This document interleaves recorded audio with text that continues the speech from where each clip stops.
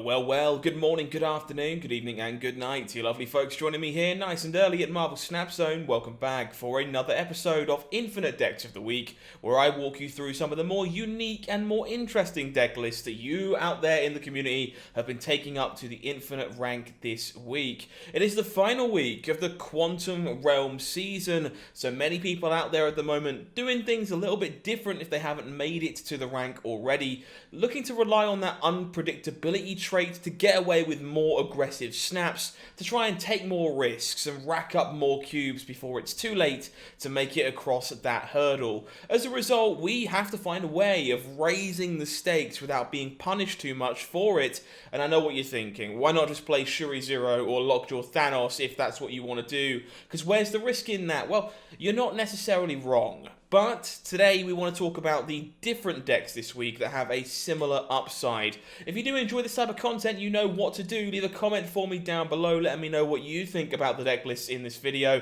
Make sure you subscribe to the channel here at Marvel Snap Zone for more daily Marvel Snap content, and leave a like on the video if you fancy supporting us as well. It would be much appreciated. With all that said, let's take a look at some of the sweetest decks from this week. First of all, it would appear that Silver Surfer is not completely gone, courtesy of this list from J-Hugs. Silver Surfer clearly lost more than Zabu when both cards were nerfed, and February was the first month since the card joined the game that we haven't really seen a Silver Surfer deck in a dominant position. For most of the community, that card was done, at least it would be until it drops into Pool 3 and becomes more readily available for newer players to the game, maybe pushing more people to experiment with the card, but some players don't seem to agree, including J-Hugs here, who took the strongest win condition in the game from December for a spin and reached Infinite with it over in February. In this one, we can see it isn't really a full Silver Surfer deck, as half the deck aren't even 3-cost cards.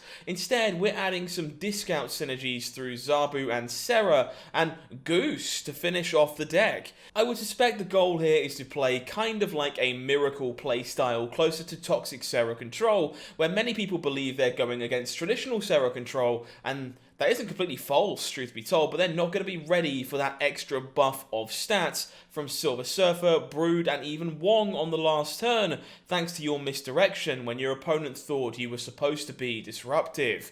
There are some 3-cast cards here that I don't necessarily agree with, such as Wolfbane, which only really seems to synergize with Brood. However, the concept here is pretty sweet, and I think it represents very well what Infinite Decks of the Week is all about. This next list from Extreme asks the question of, are our reactive cards just good enough to play in a good card shell? Shang-Chi and Wave could be considered disruptive cards, even if in reality they've definitely been considered more solid cards overall for a while now. Yet in this deck, Enchantress is joining them alongside Zabu, reminding me of the core of Sera control once again. However, the other cards in this deck, Sunspot, She-Hulk, Arrow, and Doctor Doom, really aren't part of that archetype at all, but tend to fit into the good cards theme style decks instead. In this untraditional mix of both of those archetypes, it's very difficult to see where we're trying to go. It seems easy to visualize the last turn of the match, which could be quite explosive for this deck, which logically means there are, some of the best game-ending cards in this deck, but what are we doing up until that point? For example, what am I playing on turn 3 if I'm supposed to hold Wave until turn 5? What are my options on turn 4 outside of Moon Girl? There are many questions I had looking at this deck list from a practical standpoint, even if Sunspot seems to be able to get most decks out of a lot of situations where they would normally have to pass on using their energy. I'm not saying this deck is bad by any stretch, and I do like the idea of merging some of Pool 3's strongest cards together currently, but part of what makes the climb to Infinite easy is the ability to play a deck we fully understand and can play at a high level for long periods of time, and I have to admit, for me, I'm having trouble understanding how to navigate the mid-game of this deck, but that shouldn't take anything at all away from Extreme here. On the contrary even, they managed to reach the highest rank of the game with their own take that they clearly understand, so congratulations to them for that one. Last but not least, we have a Sandman deck gracing the series this week. I'll admit, This one is mostly for my own pleasure, but not finding any Sandman last week post-buff was a bit of a bummer. This week the card seemed to do significantly better and finally help the archetype most people imagined it would fit into perform in the form of Electro Ramp, as testified by Tromper and their Infinite Climb. During the first week of play, a list with Black Panther and Arnim Zola was popularised and seemed to do quite well, as Arnim Zola was another way to play on multiple lanes while being limited to just one card a turn.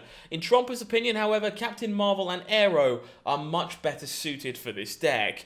Arguably, Captain Marvel fills a pretty similar role to Arnim Zola, the card being able to move to make sure its points will matter regardless of where you play it. I don't think Aero needs much of an introduction at this point, and it's difficult to fault anybody for playing the card in a deck.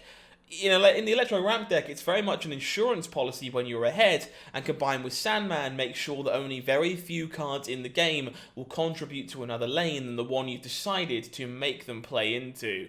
Overall, it seems like Electro Ramp has a nice set of core cards right now that most people agree on, with 3 flexible slots, which in this deck are Lizard, Aero, and Captain Marvel. The last week of a season is always a little bit special, as players are looking to hit Infinite and they tend to resort to playing the best decks, convinced they're going to have an easier time of it while doing so. And while it's hard to fault that line of thinking, I think it makes those that are making the climb who believe in their own decks significantly more special. In a few days, the new season will start, and Nimrod, the new Battle Pass card, will hopefully bring the Destroy archetype that's been relatively discreet recently back into a popular status. Alongside Kang released this week, I'm eager to follow these 2 cards and see how they perform as people start making the climb back to Infinite, and that might reveal some brand new concepts. But until then, I wish you the best of luck and courage to those who are still trying to hit their goal of Infinite this season. Everybody at Marvel Snap Zone believes you can do it,